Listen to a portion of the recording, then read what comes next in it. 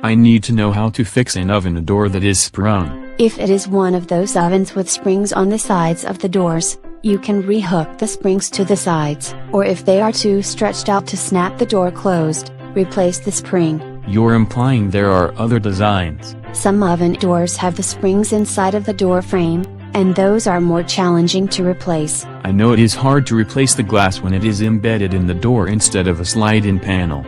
You have to take off the door and disassemble it to get to the glass. And the same is true for that model of door if the springs are inside the door. Now I'm down to replacing the whole door. You may have to replace the hinges too. What else do I need to replace to get my oven door to close? Before you assume you need a new door, make sure the oven is level. This isn't like a dishwasher where we sometimes have to tilt it to fix the flood sensor error. You could have a damaged hinge, damaged springs, or a damaged door. I'd notice if someone crashed into the oven door hard enough to warp it. Rarely does the door refuse to close because the latch is broken, but that may be the case, and even if you replace the springs on such a door, it can't close all the way until the latch is fixed. How could you damage a latch that much? Someone pried the oven open because the food was burning and ignored the fire hazard.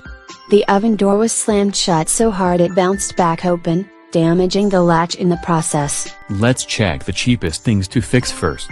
Then slide out the oven bottom drawer, since that typically gives you access to the oven door springs. If the old springs are broken, use pliers to disconnect them from the bolts, replace the springs and retighten the bolts. What do I do if that doesn't work? There's always the possibility the door seal is warped or damaged. I'd expect that to let a little hot air out. If it is shredded or melted, it may let a lot of hot air out. Or it may interfere with the springs. That latter case would be obvious when inspecting the springs.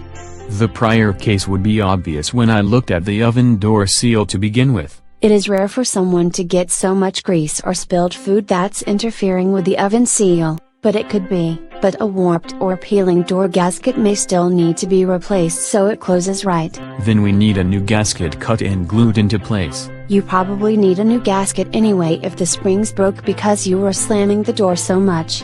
And maybe non-flammable shims to help keep the hinges in place until you find a new hinge and springs. But do anything other than literal string to hold the oven door shut while you find replacement parts, or you risk pulling off a knob trying to keep the door closed.